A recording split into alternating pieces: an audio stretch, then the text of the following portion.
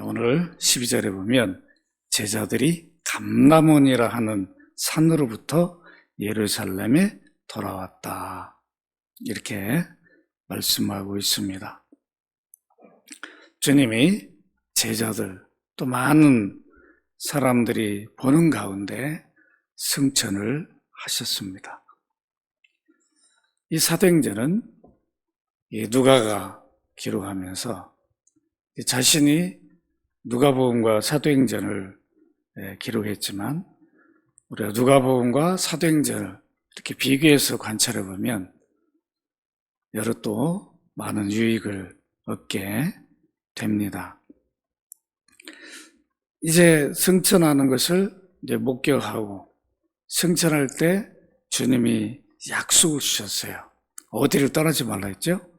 예루살렘을 떠나지 말라. 그러니까 예루살렘에 머물러야 되죠? 왜 떠나지 말라 했죠?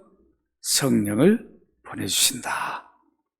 아버지의 약속하신 성령을 보낼 것이니까 그것도 곧 보낼 것으로 말씀을 하셨기 때문에 이제 제자들은 예루살렘이 자기 고향이 아니죠. 다 갈릴리를 이렇게 가야 되는데 가지 못하고 승천하신 주님을 보고 그들이 그대로 이제 감람산에서 예루살렘으로 돌아옵니다. 예루살렘으로 돌아왔는데 누가복음 24장 50절에 보면 누가는 여기를 베단이라, 이 감람산의 동쪽 기슭에 있는 베단이라 이렇게 말하고 여기에서는 그냥 감람산이라. 저도 뭐 이스라엘 안 봐가지고 가보질 않았으니까 이제 제가 눈에 생생하게 뭐를 떠오르면서 이런 위치다 이렇게 제가 말씀 못 드리는데 오늘 이렇게 기록을 보면 감람산에서 예루살렘에 돌아왔는데 이 산은 예루살렘에서 가까워 안식일에 가기 알맞은 길이다. 이 거리가 어느 정도인가를 지금 누가가 밝혀주고 있죠? 예루살렘과 감람산, 이 베단이 여기의 거리가 대략 어느 정도인가. 안식일에 왔다 갔다 거기서 올 수 있는 거리니까. 이 말은 왜 이 말을 여기다 기록을 했을까? 아마도 주님이 승천한 날이 안식일이 아닌가 이렇게 생각해 볼 수 있죠. 그러니까 주일이란 또 학자들도 있고 또 안식일이라는 학자도 있어요. 안식이라 주장하는 분들은 바로 이걸 보고 즉 감람산에서 한 2,000걸음, 이 당시에 한 1,000에서 1,000m 정도 이렇게 걸으면 유대인들은 그거는 안식일 범한 거 아니다. 이렇게 그들이 규정을 하고 있어요. 많이 걸으면 안 되니까. 딱 요 정도 거리. 그럼 한 2,000보 정도 된다고 합니다. 올라갔으면 이제 우리는 이제 주일을 지키니까 그렇지. 지금도 유대인들은 많이 걸으면 그것도 뭐가 돼요? 일이 돼가지고 안식일을 범한 게 된다. 그러니까 걸음을 몇 번 걸었는가 세야 되고 아니면 거리를 측정해야 되죠. 이거 율법을 지킨다는 게 이렇게 어려운 거예요. 또 예수 믿어 구원받으면 그거 다 의미가 없는데 지금도 유대인들은 안식일 날은 전기불도 맘대로 못 켜요.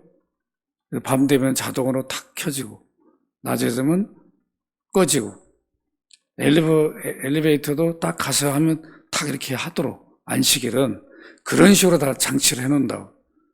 가서 뭐 하면 다 일이 되면은 안식일 날 일하면 안 되잖아. 이 정도입니다. 그래서 아마 누가가 이 거리가 어느 정도인가 잘못하면 또 시비도 할 수 있으니까. 그리고 이 정도 거리. 안식일에 갈 만큼. 유대인들이 시비하지 않을 만큼 정도의 거리다. 자기들은 뭐 다녀봐서 알잖아요. 근데 우리는 이제 독자들은 모르니까 그것을 분명히 확인해 줍니다. 이제 성령 받을 준비를 하고 예루살렘에 모이는데, 예루살렘에 어디로 갑니까? 어디로 가죠? 오늘 여러분 이렇게 보시면 13절에 들어가 그들이 유하는 다락방으로 올라갔다 이렇게 말합니다. 여기 다락방, 이 휘페론이라고 하는 이 헬라 단어는 우리말로 하면 거실, 이렇게 아마 번역하는 게 딱 좋을 것 같아요. 지금 다락방은 제가 살아보니까 좀 커요. 우리 위에는 상당히 높더라고. 지금은 높지만 옛날에는 다락방이 작았잖아요. 서지도 못하고 뭐 잠깐 집어넣은 정도인데, 우리 어떤 건물 구조로 생각하면 이게 안 맞다고. 그죠? 이스라엘 사람들의 건물 구조를 생각하면 굉장히 넓고 거기서 교제하고 또 예배하고 기도할 수 있는 이 넓은 공간, 그 우리는 거실이라고 말하죠. 우리는 거실은 방보다는 크잖아요. 그래서 거기서 다 모여서 차도 마시고 또 교제도 하고. 여기 여러분들 이렇게 보면 당시에 몇 명이 모였습니까? 15절에 보니까 120명이 모였다. 그럼 굉장히 큰 거실이죠. 그러니까 이 거실은 이렇게 한 번만 모인 게 아니라 자주 모였던 장소예요. 그러니까 예수님이 제자들과 자주 모였던, 예루살렘에 가면 여기에 대부분 모였던 걸로 보여집니다. 여러분 사도행전 12장 쭉 한번 가볼까요? 12장. 사도행전 12장 12절 한번 읽어봅시다. 12절 같이 한번 읽어볼까요? 시작. 깨닫고 마가라는 요한의 어머니 마리아의 집에 가니 여러 사람이 거기 모여 기도하고 있더라. 이게 누구 집이에요? 마가. 그래서 우리가 뭐 이렇게 쉽게 얘기하죠? 마가의 무슨 방이라고 그러죠? 다락방이다. 이렇게 막 쉽게 이렇게 말을 하는데, 사실은 이 다락방 정도가 아니라 상당히 큰, 늘 기도로 보이고, 그리고 우리가 복음서에 보면 예수님이 부활하셔서도 다 모여있는 장소에 오셨는데 바로 여기 이 거실이었어요. 상당히 크죠? 지금으로 보면 우리 지금 이 예배당보다 더 컸다고 봐야 되겠죠? 요 정도 되면 뭐 좁게 앉으면 120명 정도는 뭐 앉을 수 있겠죠. 의자가 뭐 없었을 거니까. 그러니까 어느 정도였겠는가를 우리가 생각해 볼 수 있습니다. 그렇다면 제자 중에 그래도 뭔가 좀 큰 집을 갖고 있고 모임을 가질 수 있는 그런 것을 제공해 줄 수 있는 그런 제자였다고. 이런 곳에 이제 120명이 함께 모여 있었습니다. 그래서 이 마가 요한의 어머니 마리아 집 가능성이 높은데 상당히 큰 것 같다, 컸다, 이 정도로만 이해하면 되겠습니다. 그리고 여기는 120명이 성령을 받은 장소예요. 상당히 역사적인 그런 장소이기도 합니다. 그리고 마태복음 26장 17절 30절 이렇게 보면 또 예수님이 마지막 만찬도 또 하죠. 여기가 마지막 또 만찬했던 장소예요. 그러니까 누구도 제자들 그때 가까이 따라다닌 어느 누구도 다 알만한 그런 거실, 장소, 방이었다. 이렇게 우리가 이해하면 되겠습니다. 그런데 13절에 다시 한번 1장으로 돌아가 봅니다. 13절에 보면 당시에 120명이 있었는데 구체적으로 다 이름을 언급 안 하죠? 여기 어떤 사람만 지금 기록되어 있어요? 대략 12 제자들이죠. 그 다음에 좀 특이한 점이 뭐예요? 14절에 보니까 여자들과 예수의 어머니 마리아와 예수의 아우들과 더불어 예수님의 아우들이 모였어요. 그전에는요, 우리가 복음서에 보면 예수님의 아우들이 예수님을 안 믿어요. 어떻게 보면 그럴 수 있겠어요. 같이 자랐는데 어느 날 메시아라고 그러니까 좀 이해가 안 가잖아요. 우리 형님인데. 그죠? 분명히 주님이 그랬거든요. 고향에서는 선지자들이 제대로 예우 받겠어요? 못 받겠어요? 못 받죠. 같이 자라고 뛰어놀았는데 하나님 은혜를 입어서 선지자로 어떤 예언을 하고 그러면 고향 사람들이 다 안다. 목사도 그래요. 아까 과천에 목사님들 모였는데 의왕인지 안양인지 한 목사님이 어렸을 때 한 몇 살밖에 안 돼. 그때까지 그냥 술, 담배 아주 그냥 엄청났대. 그렇게 술을 마시고 담배를 잘 피셨다 하더라. 근데 그때 예수 믿고 싹 그냥 버렸대. 그 얘기를 들었는데 뭔가 이렇게 놀라운 변화가 일어난 거죠. 그런 모습을 본 사람, 고향에서 저 맨날 술 먹고 말이야 학교 다닐 때 담배 피고 이런 사람이 죄종이 됐다고? 그 이해가 잘 안 되는 거죠.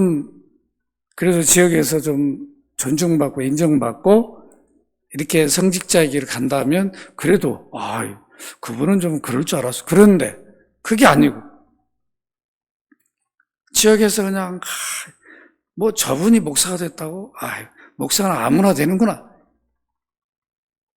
이렇게 생각할 수 있잖아요. 같이 고향에서 자라다 보면 너무 서로 잘하니까. 그러니까 예수님도 형제들과 같이 자랐는데 아버지나 어머니, 요셉 마리아는 말을 못하죠, 아직? 왜냐하면 이제 메시아로서 활동, 사역하기 전까지는 비밀로 붙여야 되잖아요. 그러니까 형제들한테 말을 못 해주는 거예요. 한편으로는 예수님의 형제들, 저는 충분히 이해가 가요. 안 그러겠어요? 얼마든지. 그들 봐왔는데 같이 먹고 자고 그랬는데 어느 날 야 메시아라고 그러니까 못 믿는 거죠.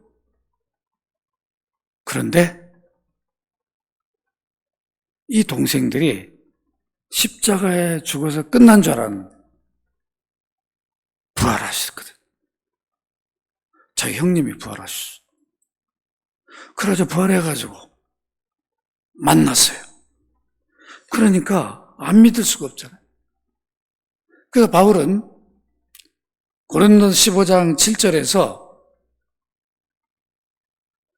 동생 야고보를 기록합니다. 예수님 동생 야고보를. 그러니까 그렇게 안 믿었던 야고보가 부활하신 주님을 보고 메시아로, 구원주로 믿게 됩니다. 그때부터 이제 예수님을 따라다니는 거죠. 그 이제 승천하는 것도 봤어요. 그 다음에 형님이 약속한 게 아니라 메시아가 약속한 거잖아요. 그러니까 이제 모임 약속 장소에 함께 동참합니다.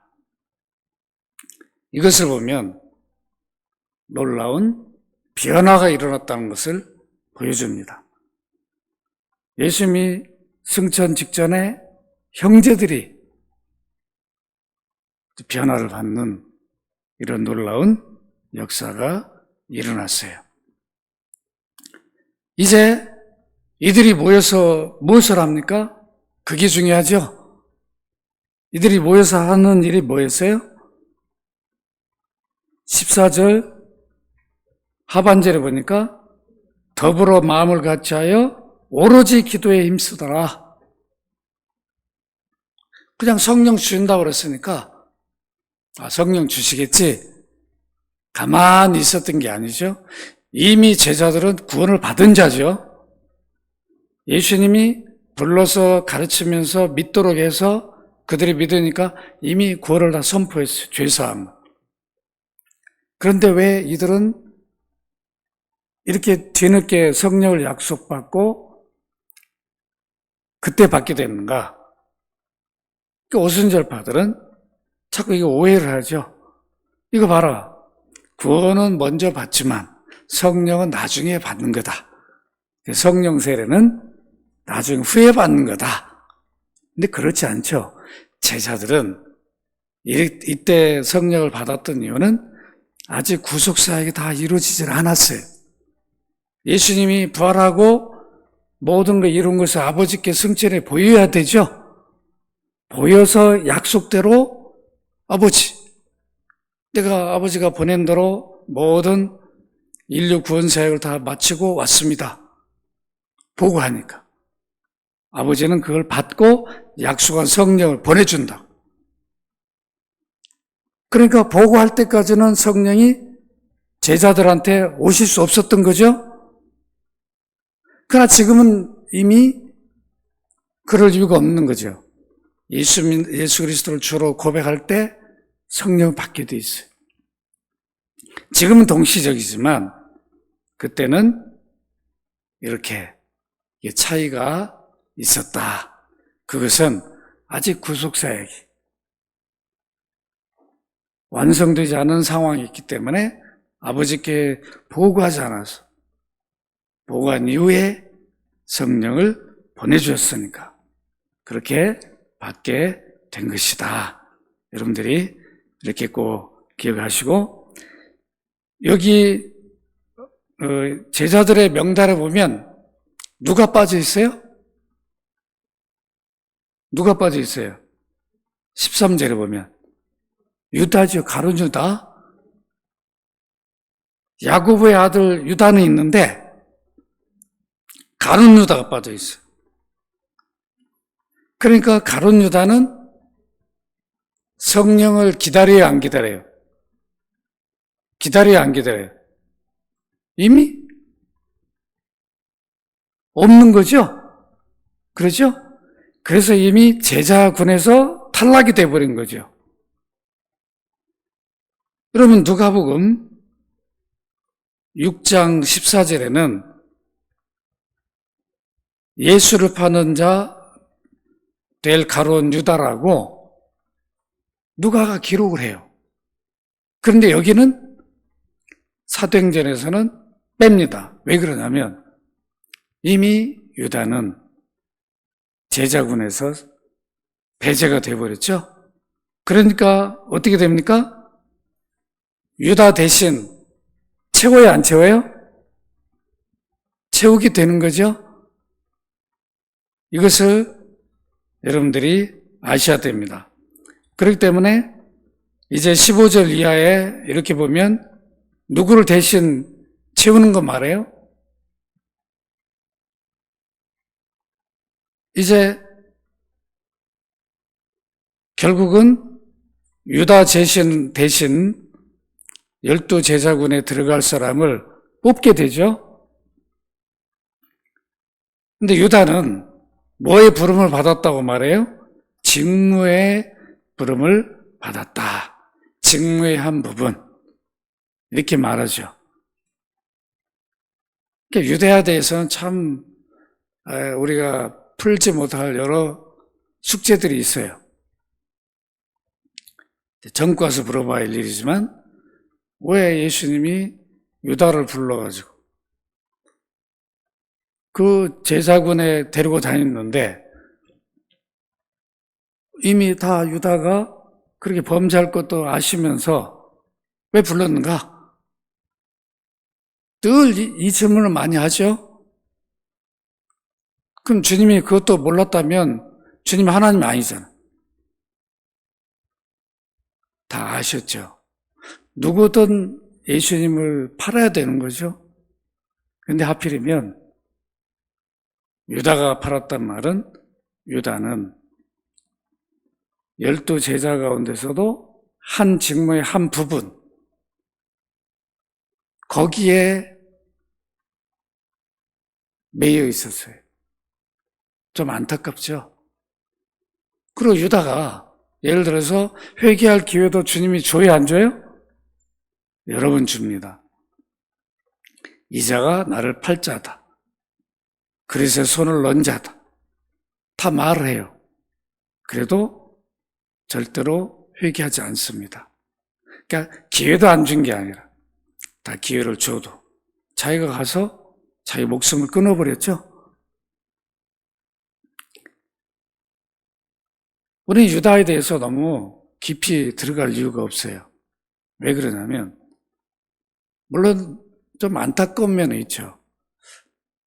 유다가 예수님을 안 팔고 좀 로마 군인들이 팔았다든가 좀 뭐 유대인 중에 안 믿는 그들이 팔았다면 우리가 좀 이런 면에서 좀 자유로울 텐데 이게 열심히 따라다녔던 제자 중에 한 명이 예수님을 배반하고 그렇게 했다. 이 말은 하나의 비춤의 은혜를 입은 거 아닌가. 우리가 이렇게 볼 수도 있어요. 그러니까 어쨌든 유다는 예수님을 따라다니는 목적이 자기 어떤 마음속에 있는 뭔가 그 생각을 꿈을 이루려는 그런 뜻이 너무도 강했습니다. 그러니까 3년 동안 따라다닌 것을 후회하고 그것도 예수님을 정말 얼마나 가치도 없는 사람으로 평가를 해버립니까? 왜 그랬을까요? 자기 기대에 못 미치는 거죠. 왕노를 할 걸 기대했는데 맨날 십자가 죽는다 그러니까 자기가 3년 동안 따라다닌 허비한 걸 돌아보면 기가 막힌 것이. 우리가 유다는 여러 해야 할 말들은 많지만 또 여러 또 의문을 품고 그러니까 여러분들이 그런 것은 바람직하지 않습니다. 왜 주님이 유다를 그렇게 했는가? 제가 볼 때는 유다에게도 얼마든지 돌이킬 수 있는 기회를 줬어요. 유다와 베드로를 비교하면 베드로가 훨씬 죄질이 나쁠 수도 있어요. 그러나 베드로는 회개하고 돌아옵니다. 그리고 끝까지 주님 위해서 삽니다. 그러니까 우리가 죄를 졌느냐 안 졌느냐 중요한 게 아니라 죄를 졌다 할지라도 내가 그걸 포기하고 주님을 떠나는 게 아니라 늘 나의 부족을 깨닫고 회개하고 돌이키는 것이 오히려 더 그것이 하나님이 기뻐하는 모습입니다. 예를 들어 유다가 회개하고 돌아왔다면 이렇게 말할 수 있죠. 전도할. 여러분, 나는 예수님을 팔아먹었던 놈입니다. 이런 나도 주님이 용서했습니다. 우리 한편 강도도 우리가 보면 이해할 수 있잖아요. 그죠? 평생 했던 게 죄 짓는 일만 했는데 십자가 달려서도 예수 그리스도를 주로 믿으니까 구원을 선포하잖아요. 그러니까 우리가 어떻게 살았느냐, 뭘 했느냐가 중요한 게 아니라 예수 그리스도가 나의 구주라는 것을, 내 죄값을 지불하기 위해서 십자가에 피 흘려 죽으셨다는 것을 분명히 믿는 것이 중요합니다. 그 믿음만 있다면 그동안의 지은 죄는 다 용서가 되는 거죠. 이것을 우리는 늘 잊지 말아야 됩니다. 이렇게 한 장소에 120명이 모였는데 그들이 합심 기도를 했어요. 본래 여러분들 아마 성경 읽으면서 제자들이 모여가지고 합심 기도했다. 보험사에서 본 적 있어요, 없어요? 민혁이 엄마 봤는가? 본 적이 없지. 겟세마네 기도에서 주님이 이제 기도하면서 부탁을 하죠. 그때도 어떻게 해요? 처음엔 좀 기도했겠죠. 하다 보니까 피곤하니까 잤다고. 우리가 주님 지금 십자가를 앞두고 있는데 우리 좀 합심해서 좀 기도 좀 하자고. 그런 적이 없어요. 근데 여기는 서로 자발적으로 우리 기도하자고 한 마음이 된 거예요.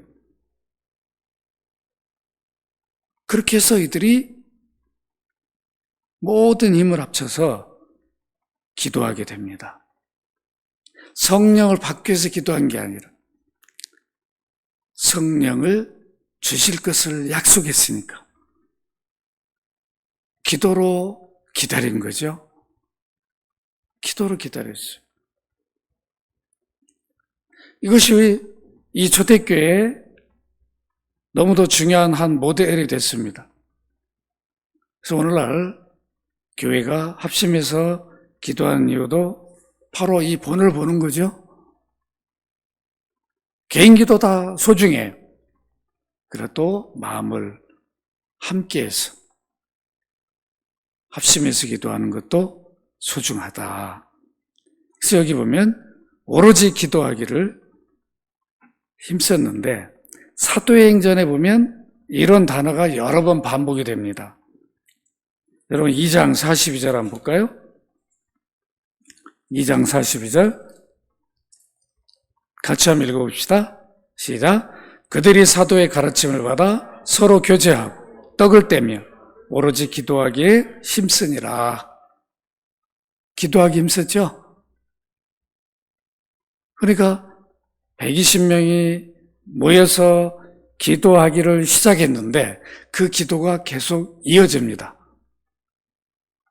늘 함께 모이면 우리 마음을 모아서 기도합시다. 이게 초대교회의 기도의 본이 된 것입니다. 그리고 6장 4절 한번 보십시다. 6장 4절 6장 4절 같이 한번 읽어보십시다. 시작. 우리는 오로지 기도한 일과 말씀 사역에 힘쓰리라.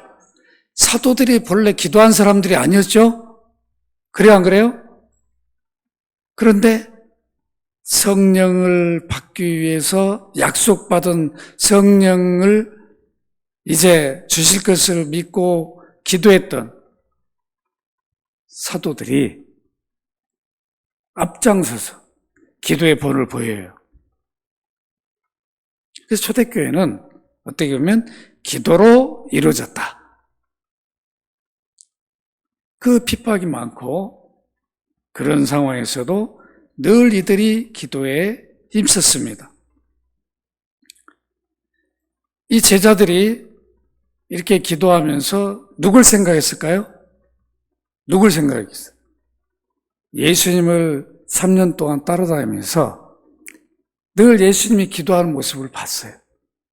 자기들은 기도 안 했지만 예수님이 기도하는 모습을 봤다고요.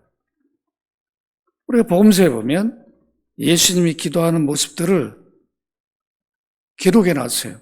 마태복음 14장 23절에 보면 무리를 보내신 후에 기도하러 따로 산에 올라가시니라. 저물매 거기 혼자 계시더라. 늘 기도에 힘썼던 거예요. 제자들이 그걸 봤어요. 마태복음 26장 36절에도 보니까 겟세마네라 하는 곳에 이르러 제자들이 이르되 내가 저기 가서 기도할 동안에 너희는 여기 앉아 있으라. 이 말은 기도하라는 뜻이죠. 누가복음 22장 39절에 보면 습관을 따라 감람산에 가심에 제자들을 따라갔다. 이 습관을 따라 기도하셨어요. 이 모습을 예수님을 따라다닐 때는 중요하게 여기질 않았어요. 기도하는 것을.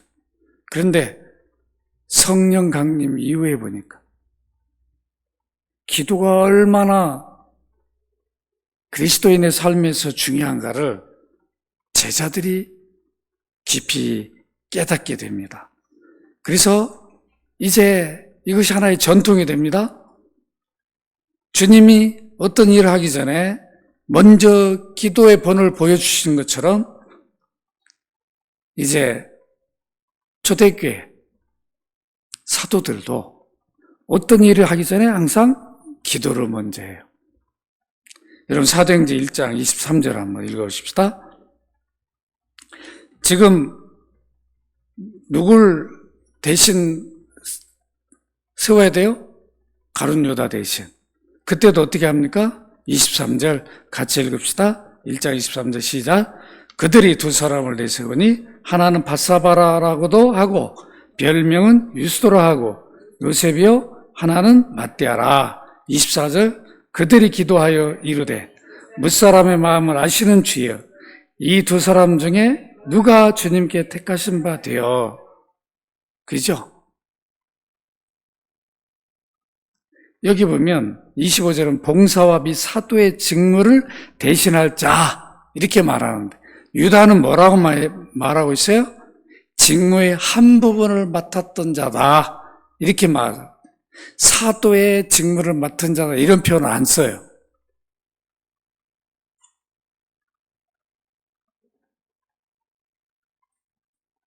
그래서 우리가 가룟 유다는 여러 면에서 다른 사도들과 분명한 다른 모습이 있었다는 것을 우리가 확인할 수가 있습니다. 그리고 사도행전 3장 1절에 봐도 베드로 요한이 제9시 기도 시간에 성전에 올라갔다.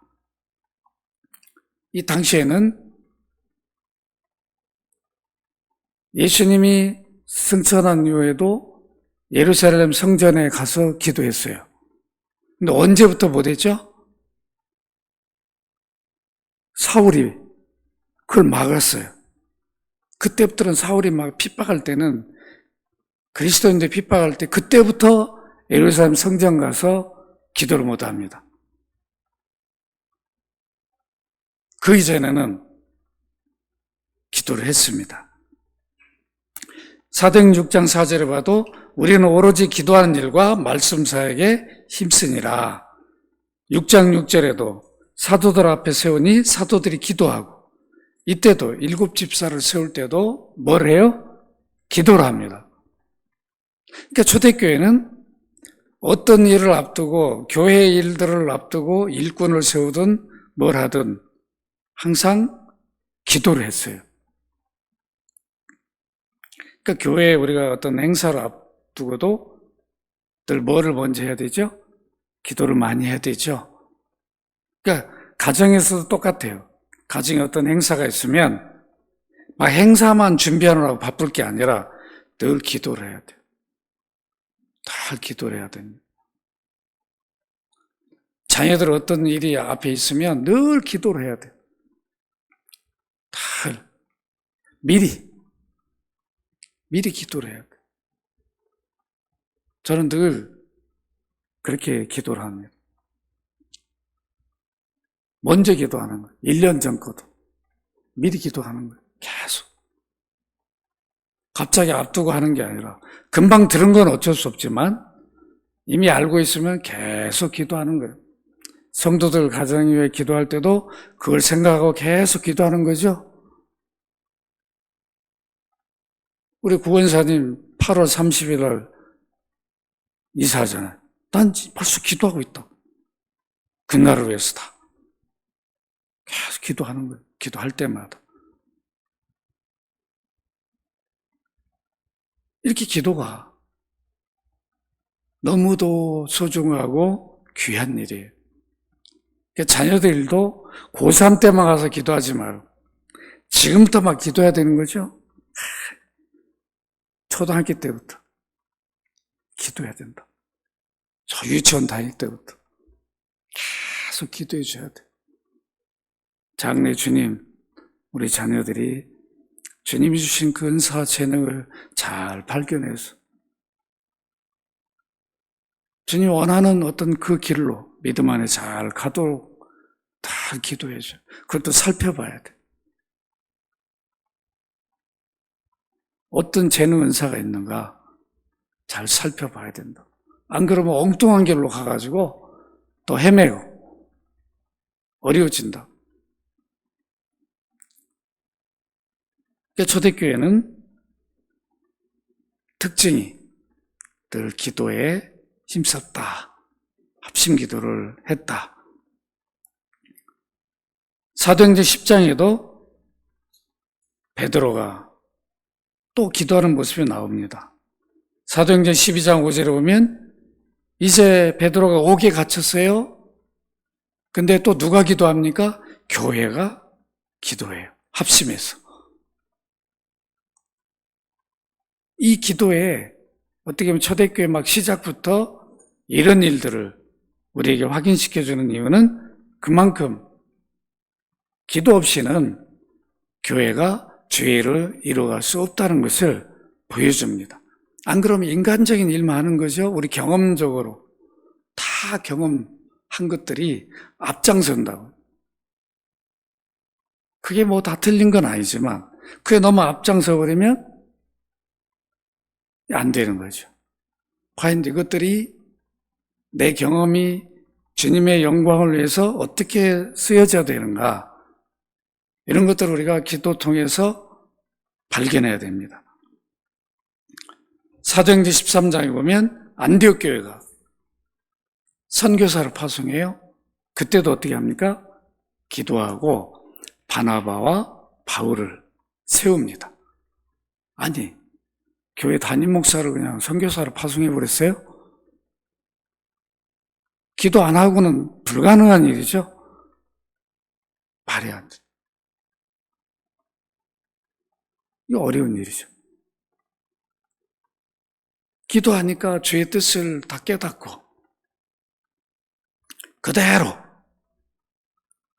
기도 응답을 받고 그 일을 이루어갑니다.